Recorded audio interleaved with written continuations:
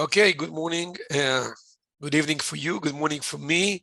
Mike, thanks for the intro and for both of you for pronouncing correctly my name, which is quite complicated.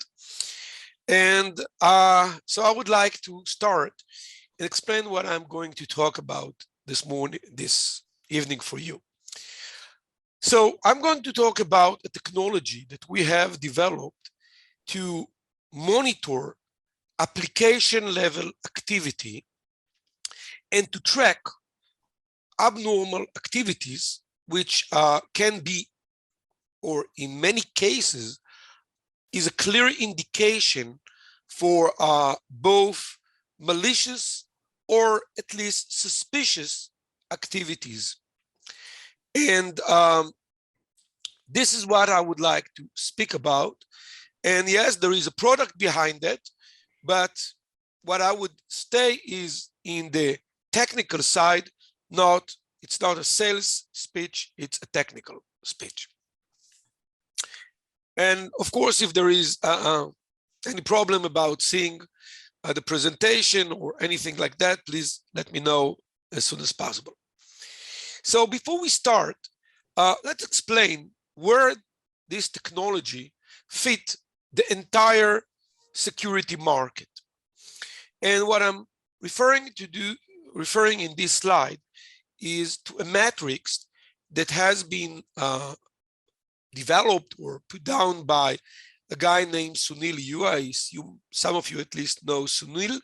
Sunil Yu was the chief scientist for cybersecurity for Bank of America for many years. And he tried, at least, there is so many subsections in the information security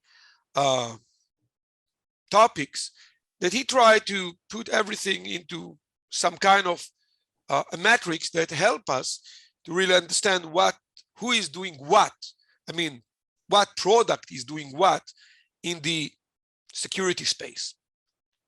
And so he divided the space into from left to right, from identifying vulnerabilities to protecting against exploiting vulnerabilities. And this is what I would call the left side. And then on the right side, for detecting malicious or at least suspicious activities, and then to respond and to recover. And these 5 pillars of security, I think, is well known and I think well agreed. And these are the 5 columns that you see here. And then he divided that into 5 categories, which are securing devices, securing applications, securing the network, securing the data, and securing the user access. And in his matrix, he has even names of vendors in each category. What I was doing was to translate his slide into more product categories, because vendors keep changing, but the categories, the product categories don't change so fast. And to be honest with you, I've been focusing on application security for many years. And Mike mentioned that I was the CTO and VP R&D for a company named Magnifire. It was about 20 years ago, when at that time, talking about application security, I would say most of the people didn't understand what we were talking about. There was very few vendors. I'm saying going back to 2002, something like that. So I'm well familiar with the WAF business. And what we're going to talk today is, I stayed and remain on the application row, but have moved from the left to the right, from the protect side to the detect side. And this is an area that there is almost no security product that focus on this area. And just to give you again a story, when we started working on that, I've started before, but working on the technology, but about 3 years ago, I came across this cyber defense matrix. And there was a void here on the detection at the application layer. And I was honestly quite surprised. And I've contacted Sunil and asked him, did I get you right? Is there a void here? And he was saying yes. And he was telling me that in Bank of America, they have invested millions trying to come up with a generic detection solution for applications. And there is a real need there, because think about a bank like Bank of America, and this applies, by the way, to any large enterprise. But especially in the financial institutions, we're talking hundreds. You know what? Let's be modest. Several tenths of application. And that's mean that developing a solution that would fit one specific application may be feasible. And we will talk how this is done. And this is very expensive. And that what they were looking for is a more generic solution that can be applied to any application. So they would do the investment once, and then they can replicate the solution and apply it with a relative low cost to any application they were using. And a bit of a business, when I present to him, because I want to hear what he have to say about the technology we are developing, he was quite fascinating and joined our advisory board, and I'm very proud that such a person is in our advisory board. But this is where we are focusing. Detection at the application layer. And when I'm talking application, let me be more clear. Many people, when they talk about application, they talk about the protocol layer. I mean, HTTP, SNMP, FTP, whatever. When I'm talking application, it's more about the business layer application. And that's mean what people are doing in a business application. How we can detect abnormal activity of a user in a business application. And that's the challenge that I would like to explain why it is a challenge, and then to explain how we solved this challenge, and especially about technology that we have developed to address this challenge. Now, why detection is important, I don't want to spend time on that. I think that we all agree in the security arena that detecting breaches quickly mean saving money, because it has been proven by many research that the longer it takes to detect malicious activities, misuse, abuse, the most costly is the breach. So the goal is to detect the malicious activity or the misuse or the abuse as soon as possible, because then the cost will be, then you can take an action and reduce the cost of the breach. Now, why this is a challenge? First, because you have many business applications, and you, the enterprise, as a CISO or as a compliance officer or as a risk officer, you want a solution that will enable you to monitor what is going on in any business application you are using. And that can be an homegrown application or a SaaS application. And think about it. When you are moving to SaaS, you're basically losing control. So yes, you trust your SaaS vendor. However, you want at least to be able to monitor what people, I mean your employees, your partners, maybe your customers are doing in the business application. And again, I'm not talking about from where they log, from what IPs, when, etc. I'm talking on their really business activities. And the reality is that about 80% of the organization report employee abuse or misuse of a business application in the last year. And that's a lot. And you have many business applications, and it can happen for various reasons. And about half of the enterprises say they don't have a visibility into what employees or partners or customers are doing in their business applications. So they can't monitor, and especially when we talk about SaaS application.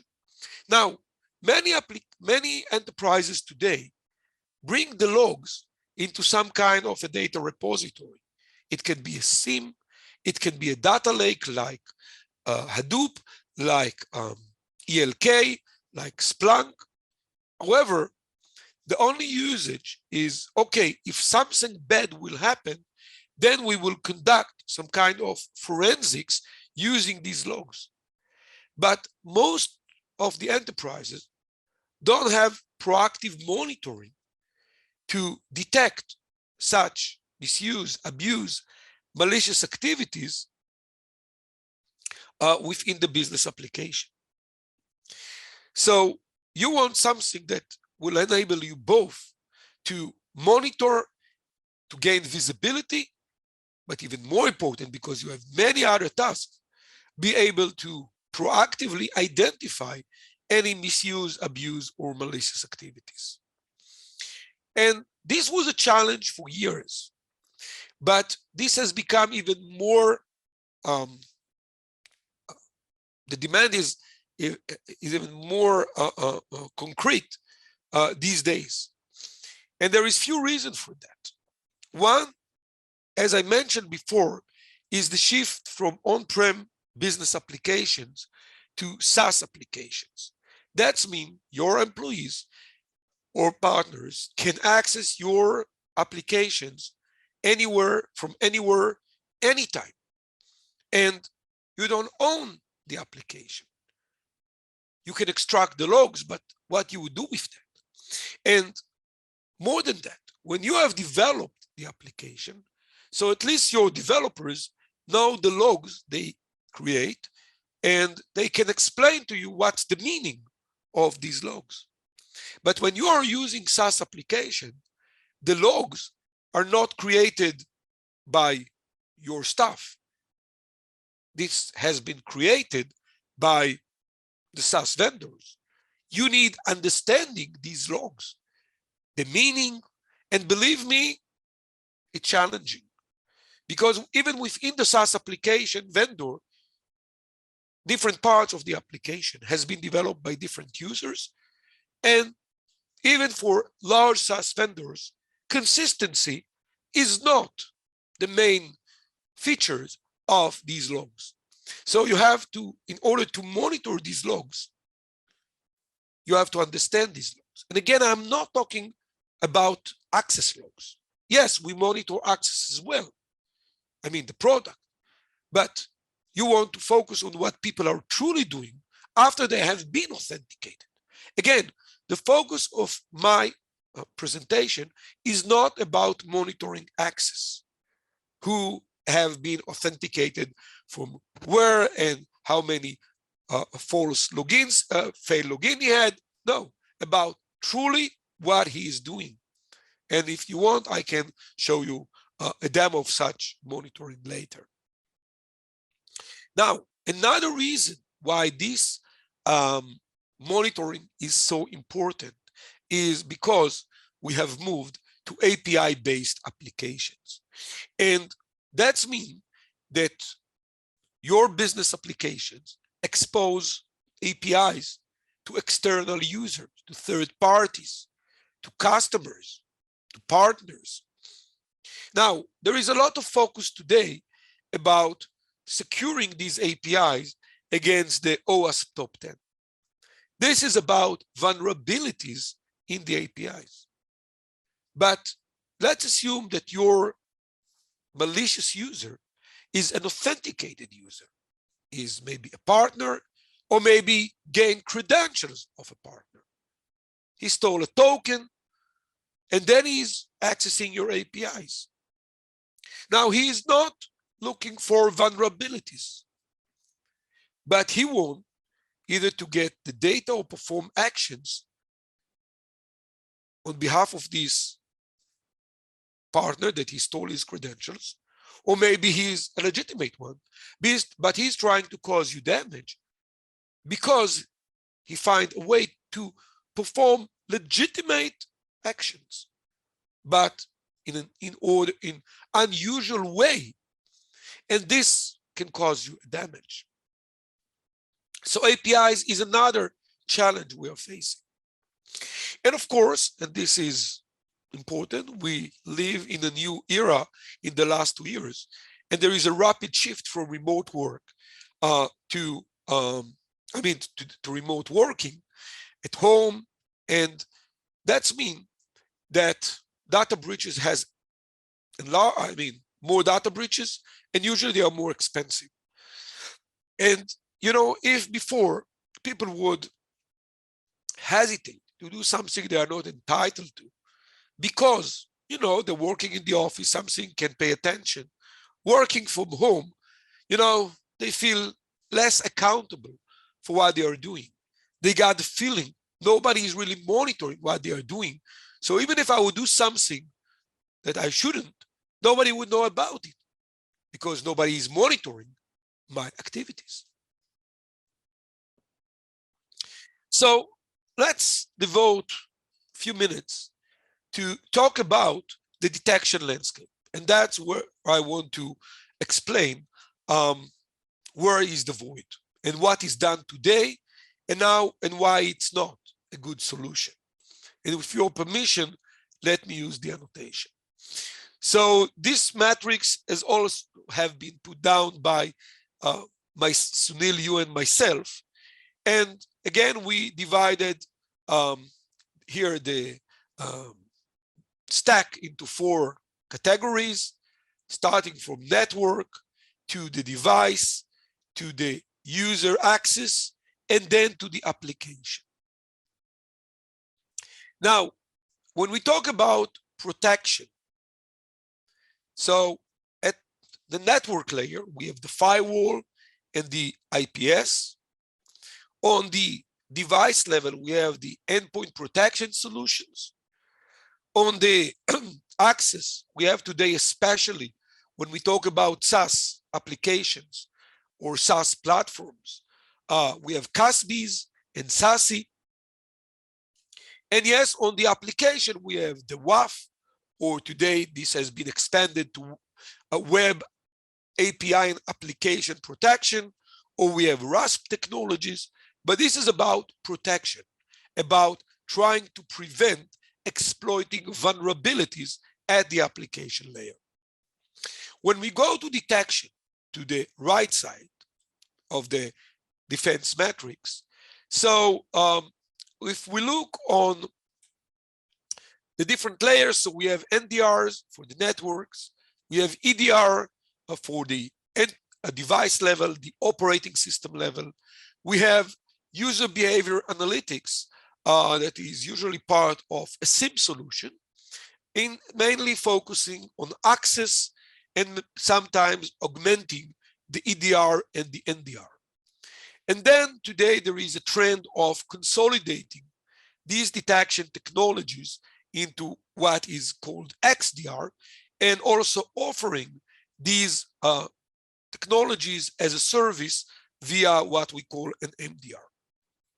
Now, if we look on what are the technologies used by these detection products we can see that there is basically three types of technologies that these type of products are using. The first one, the old one, as I would explain, is based on signatures, patterns, or rules. So you have well-known defined attack scenarios, and you define rules for them, trying to cover as much as you can. And I would go back to rules and especially to their deficiencies in a moment. Then there is this user behavior, or what Gartner is calling UEBA, user and entity behavior analytics, and what have started as a niche product, let's say 8 years ago, have been consolidated today into most of the SIEM products. And today, most SIEM products that I assume almost every large organization is using, provided in addition to rules and of course to forensics capabilities, also user behavior analytics that enable you to use volumetric or frequency analysis to detect anomalies. And I would refer to the deficiencies of this technology in a moment. And then for very well-defined problems, people have, products, companies has developed specific models for specific problems. Now, all these work quite well on these layers. And the reason for that is that there is a lot of commonality in these layers, which means think about communication, networking. We all use the same protocols. And this is why firewalls and IPS are very successful, because the networking layer is very standard. Also, when we go to the device level, the operating system level, we are using about 3-4 operating systems, whether it's Windows, Mac OS, Linux, Android, and also, and again, maybe a few variants for each operating system. And even among these operating systems, there is a lot of commonalities. They've been originated from the same concepts developed in the 80s. So you can, even if you have different events generated by different operating system, you can map them into some common language. And that's mean again that you can write rules that will apply to every operating system once you have translated their events into some common language, and to every network device or network protocol. And also when you talk about access, so access is the same. For every application, for every system, access, authentication is the same. It's login, successful login, fail login, yes, memory, and go invalid credentials, invalid 2FA, invalid account, illegal time slot, illegal geolocation. These are common. And if there is commonality, then these rule-based or signature-based technologies and UEBA is doing a decent work, and you can even develop a model. However, when you start talking about applications, then you find out that this is a real challenge. And this is why what is good for why there is a different firewall, if you call it, to the application layer, if you versus the traditional firewall for the network. So because WAF is a totally different solution and a totally different technology than the traditional, even the next generation firewalls, the network firewalls. And the reason for that is that at the application layer, there is no commonalities. Look on 2 logs of, let's say, Office 365 and Salesforce. Very common used SaaS applications. Except for the authentication logs, the rest, there is nothing in common. Add to that an ERP type of logs. It can be collaboration application, very different logs, CRM application, ERP application, you name it. And think about your homegrown application. Are their logs common? They have been developed by different teams. Each development team has its own style of writing logs. Of course, each event in the log has its own meaning, no commonalities. And this is why UEBA is almost not used at all at the application layer. And what you really find that people are using is application rules that they are writing on specific log events to detect some kind of malicious activities. So they may write rules on specific log events, maybe about correlation between log events. But writing rules, as we all know, has a lot of deficiencies. And we all know that rules detect just what is known. You write rules about malicious activities you're already familiar with. But what about the attacks you are not familiar with? And especially when we talk about business applications, there is no commonality, not only in the event logs, but also there is no commonality on the attack patterns. So rules that, in the other layers, you can reuse rules maybe written by others.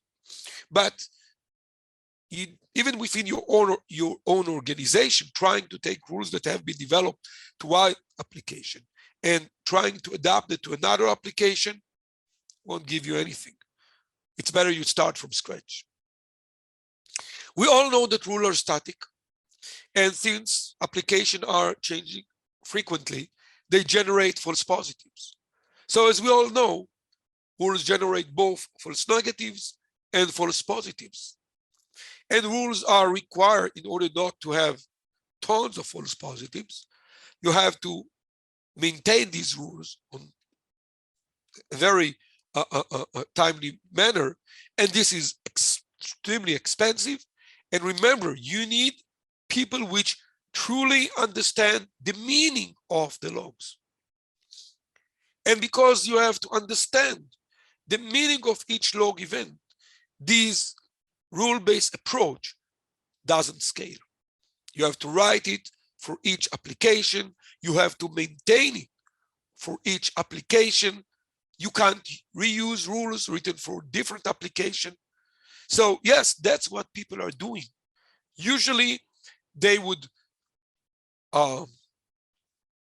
extract the logs or import the logs into some kind of a SIEM or a data lake and write rules on these logs as much as they can. And the reality is there is very few rules, or only decent amount. And again, the real problem, they detect only what you have encountered in the past. And usually, at the application layer, the next attack, the next malicious activity, the next misuse or abuse will be different from what you have seen in the past. You can't even talk at the application layer about advanced persistent threat, the APT styles. That is the style of some kind of a hacker group. Here, every employee that will misuse or abuse your application will have its own style of doing that because its application is different. So I hope that you would agree with me that rules is what we have, but definitely not a good solution. So that's mean we need some new approach, how we will detect malicious activities misuse, abuse, data breach at the application layer. And when we have started looking on this problem, we have realized, and again, you can understand from the way I presented that this again was prepared together with Sunil Yu. And again, we have here the 4 layers. Here the order has been changed a bit from network on the top to application at the bottom. But these are the 4 layers that I have been speaking about before: the network, the device, the access or the authentication, and the application. Now, if we look on detection technologies, so we all know that at all layers, the first generation was about rules. And think about all the SIEM solutions that we were using, till about 10 years ago. They were all basically like log repositories with a rule engine and search capabilities. And due to the well-known deficiencies of rules, even for network endpoint, device layer and user access, about, as I mentioned before, about 10 years ago, let's say 8 years ago to be more precise, there have been developed these UEBA solutions, first as a separate solution, and then they have been integrated into a SIEM solution or into CASB solutions. And these are based on frequency or volumetric technology, which mean that the main 2 rules they would apply is, first, what we all familiar with as first time SIEM, which means, okay, I would learn from where you connect, and if you connect for a new IP, then I would generate an alert. This user has been connected from a new IP or a new time zone or whatever. But okay, I'm changing my IPs. Think about it. I'm connecting to this Zoom from Israel time, 4 o'clock in the morning. That's definitely an unusual, but it's definitely not malicious. And in the past, where I was traveling more, think about it. I was traveling a lot to the Bay Area and to San Francisco. And let's assume that, after working for the day, I'm connecting to my bank and logging into my bank account, checking the balance, doing some transactions. And the bank would see me connecting from a new territory at Israeli time, 5 o'clock in the morning. That's definitely unusual. But is that malicious? Definitely not. I'm David, and I have no malicious intention.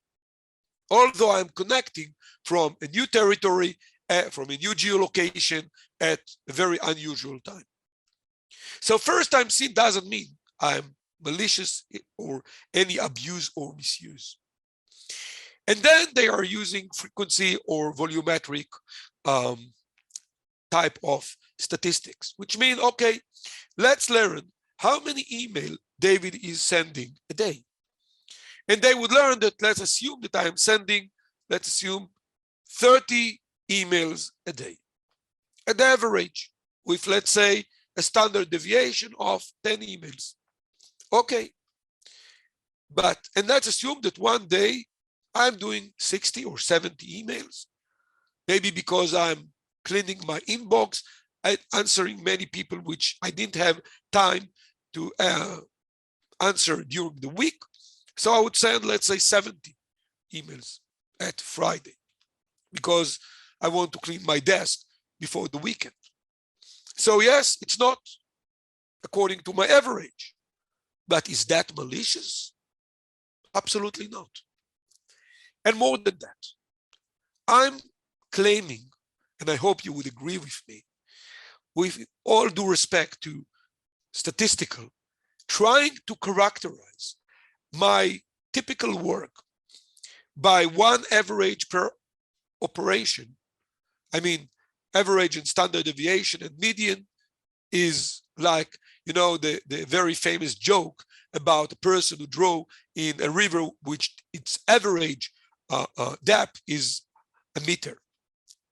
Yes, what the average is telling me. There is places very not deep, but there is very deep places. So the average is not characterizing me. There is day I'm fully booked with meetings. I hardly do emails. There is other days that I say no meetings, I'm just answering email. So one average is definitely not telling a system anything about me. And also another deficiency of this technology, they look one operation by itself. So they would monitor, okay, how many emails you send a day, to how many systems you connect today, how many documents you have upload today, how many documents you download today. And then they have the threshold dilemma. Okay, where would I set the threshold? 1 standard deviation, 2 standard deviation, 3 standard deviation. Okay, 3 mean less alerts, less false positive, but many false negatives. 1.5 or 2 may mean less false negatives, tons of false positives, because I have no truly constant pattern. And this is why people were starting to look about 3-4 years ago to a different concept, because they realized that even, and again, at the application layer, let's be honest, people almost didn't apply UEBA at all. It have been applied to the network layer, to the, especially to the endpoint layer, and to the access layer. But due to the fact that these technologies fail to deliver the accuracy we look for, and remember, when we talk detection, we talk accuracy. That's the main criteria, because we all know that if you generate more than few false positives, people would start ignoring all the alerts you're generating. And this is true not only for, you say, civilian systems. Have seen statistics for the defense systems used by the DoD, telling people, operators, simply ignoring the alerts that are generated by the detection mechanism or detection system they have. And when these operators have been asked, why you ignore these alerts that has been generated at that time by the red team, they were answering, I have so many alerts, what do you want from me? So the real criteria here is, for any detection solution, by the way, at any layer, is accuracy. So people were starting to look for a better solution. And it started, this concept, so there is a new concept that you start being adopted by at the various layers. And this concept is saying, don't look on a single event. Don't look on a single packet. Don't look on a single operating system event. Don't look on a single access. Look on a sequence, because the sequence gives you a context, and the context enables you much more accurate detection. So we have started to see this concept with the NetFlow concept that has been developed by Cisco for the network level. And Cisco is saying, don't look on packets, look on a sequence, a flow of packets. Next generation EDR tried to look on a sequence of operating system activities. And also next generation account takeover technology, detecting account takeover, saying don't look on a single access request, look on the sequence of access requests. So we were saying, okay, let's try and apply this sequence-based detection to the application layer. And this is what our product and our technology is all about. But trying to apply sequence-based detection to the application layer is facing few challenges. And the first one is that each application has a unique set of business logic. As I mentioned before, there is no commonality between business applications. Each application has its own set of event log. And not only each application has its own format, but its own content. But this is a more technical challenge. The real challenge is that each user don't have one typical sequence of activities, or what I may call one activity flow profile. He has many. So if we want accurate detection, we need to generate or to learn automatically, of course, multiple activity profiles per user, per application. And they look on the mesh of connection between user and applications.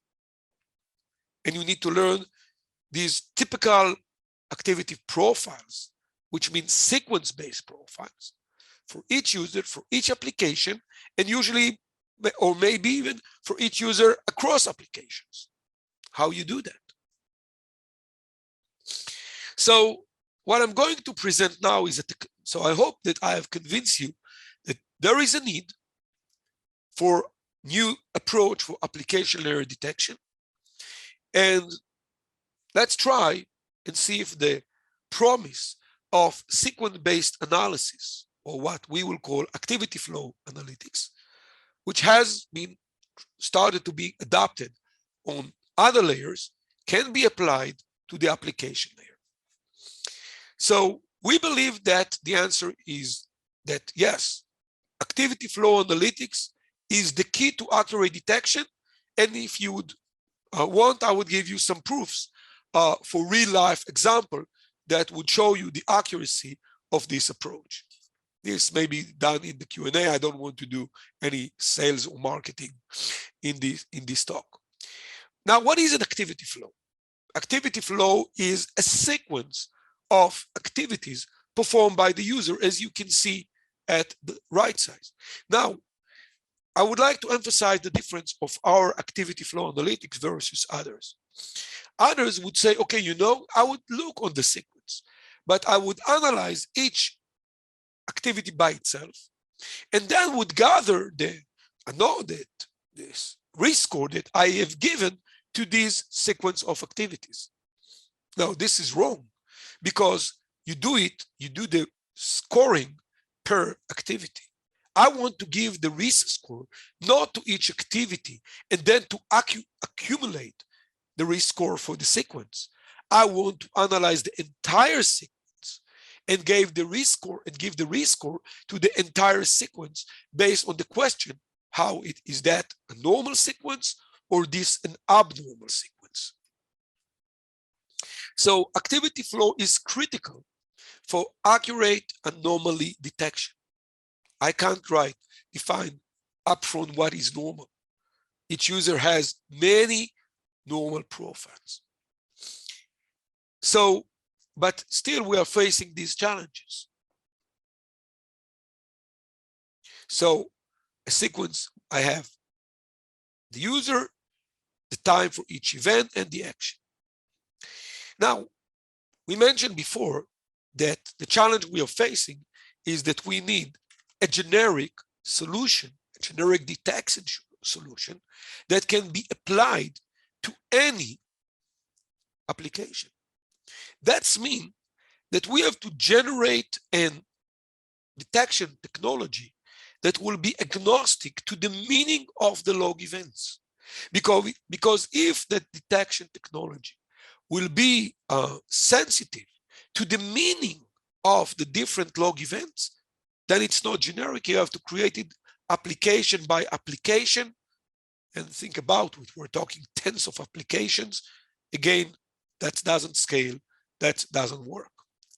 So we have developed what we call a generic activity flow model. And in this case, after we have generated the sequence of activity, we basically translate it to a generic features. And these generic features are, okay, what actions you have done. And again, let's give them a code, not even a text. By the way, in many cases, you would go to the logs, you would find that what you have are codes, not text. So yes, let's stay with that for the detection level. And then we have simply the set of codes for the event logs. But that's not important enough. You need to take into account not only what actions has been done, what codes have been used, but also their order. Okay, the sequence was 4 to 1, 1 to 7, 7 to 3, 3 to 9. I don't care what the meaning, but that's the flow. Within the application, each number refers to a specific application. And also, think about it. We should take into account the time interval between operations. So to summarize, our generic activity flow model, after we generate a session, a sequence of activities, translate it into what has been done, in what order, in time, in what time interval. And I hope you would agree with me that this representation is generic. It doesn't rely at all on the meaning. Okay, so we have solved one important problem, which is find a generic model. And what we are presenting is a generic model. This generic activity flow model can be applied to any application. It can be applied, by the way, to other layers, but let's focus on the application layer. Okay, so I'm now left with these sequences of codes. Think about it like DNA sequences. And I have many, many such sequences. And now I'm facing with the challenge, okay, tell me what sequence is anomaly here. I don't have the time, otherwise I would give you the ability to guess and tell me in the chat what sequence is anomaly. But think about it. In reality, you can have millions of sequences. Definitely tens of thousands on a normal day. So once you have these tens of thousands or hundreds of thousands sequences, how you know what is anomaly? And for that, we have developed a patent pending clustering engine. And this is a clustering engine that is tailored to cluster sequences. I mean, I hope you're familiar with clustering. Clustering is simply a technology to put data points or elements together if they are similar. So we need to take these sequences and generate groups of similar sequences. And then from each set of similar sequences, we can create an activity flow profile, which represent a typical sequence of activities for the user. And of course, we will create, using this clustering engine, several such profiles for each user. How many? I don't know. That will depend on the data I have, and will be learned automatically by our patent pending clustering engine. So we have to learn automatically, of course, multiple activity flow profiles for each user or for each group of users, and you can replace user by any entity you want. It can be a server, it can be an application. We can do it for any type of entity. And again, if you are familiar with technologies, clustering technologies like K-mean, you know that when you apply K-mean, you have to tell the K-mean how many clusters you want to generate. Now, I don't know. Maybe one user, maybe David has 3 activity flow profiles, and Mike have 5, and Peter has 7, and Edward has 2. So I have to learn that automatically. In addition, and again, I'm not sure you are an AI expert, but trust me on that, that in clustering in general, you have to balance or between accuracy and the number of points you want to cluster. You want to use very accurate clustering, then you can do it on a relative small number of data points. You need to cluster large number of data points. You need to some kind of compromise about accuracy. But we are facing a challenge. For detection, we need to cluster high number of data points, and we need to do it accurately, because if it's not accurate, then many false positives as well, many false positives. So we have faced the challenge of creating a clustering engine that can cluster accurately huge number of data points, and it can be millions. And also, it's well known that in clustering technology, if you have outliers in your original data, then the results of the clustering can be corrupted. But in our case, nobody would clean the data. Nobody knows what are the outliers. So even if entity want, it can't clean the outliers. By the way, this is what we are looking for, the outliers. So we have developed a clustering technology, a patent pending clustering engine that can accurately cluster huge number of data points, each of them represent a sequence, without telling how many clusters to generate per user, per entity, and to remove automatically or detect automatically the outliers and not include them in the clusters, and also report them as anomalies. Now, once we have these sequences, as like the DNA sequences, and we apply the clustering engine to these data points created from these sequences, you would see that we have few profiles, few groups of similar sequences in what I've presented before. So if you look here, this is a group. You see a lot of similarities here. They started with 1 and 2, they end by 5, and most of the cases it's 3 and 4 in the middle. This is a bit different. Why it started with 1 or 2? It's ended by 5, and the fourth one is usually either 7 and 8, not 4.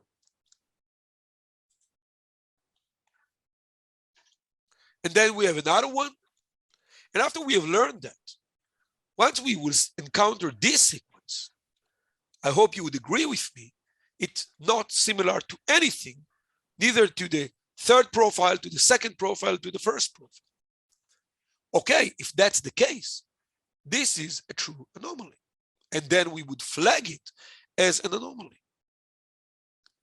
Now, that's a very accurate way to detect anomalies.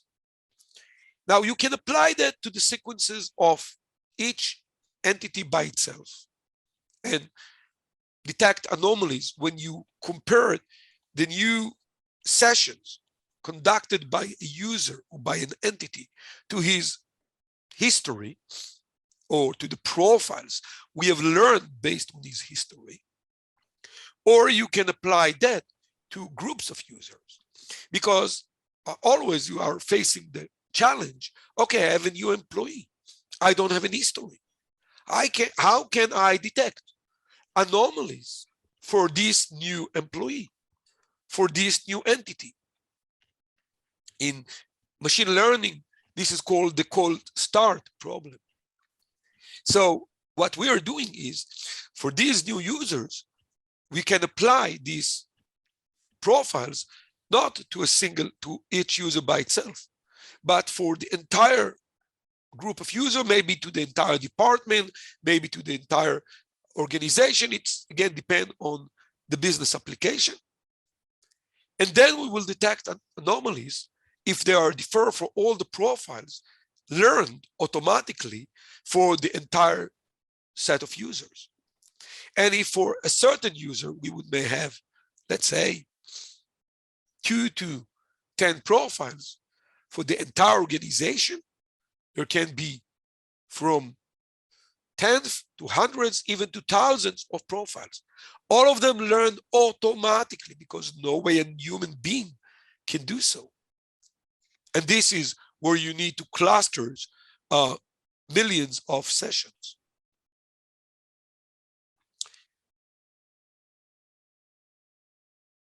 Now,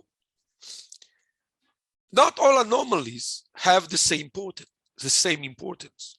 So here what we are doing is we allow the enterprise to define certain actions that he would consider sensitive. Because what we have found out when we work with real-life customers, that yes, we present anomalies, and they would say, yes, you're right, this is an anomaly. He shouldn't do so, but you know what? I don't care.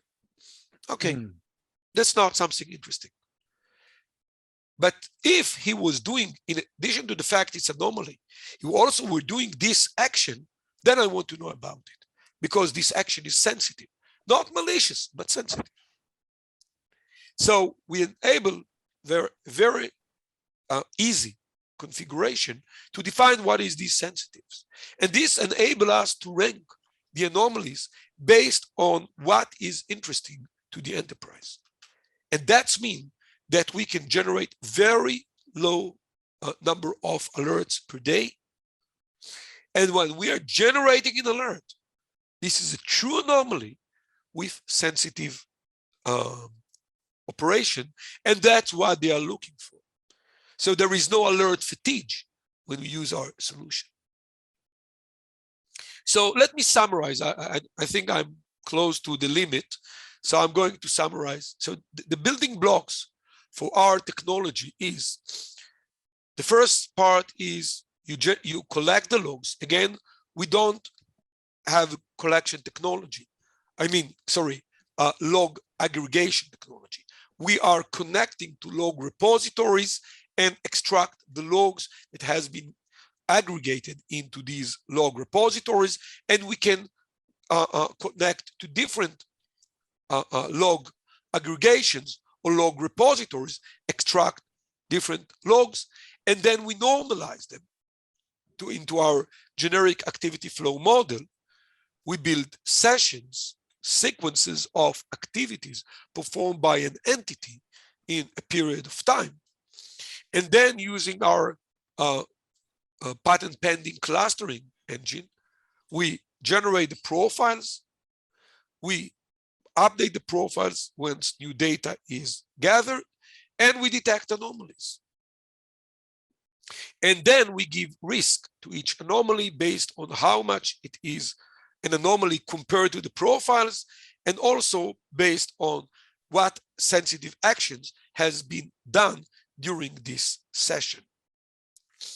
So this is the main building blocks of our solution. I assume now it will be, it's clear how we have taken this technology that we have developed and our generic model and our patent pending clustering engine and translated from a technology to a working product, which is used by enterprises today.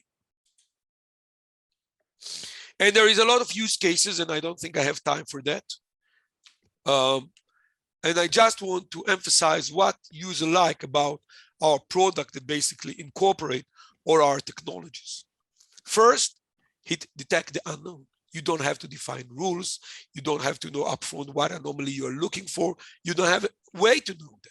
So we detect the unknowns. Second, and I would say the most important part, it's very accurate.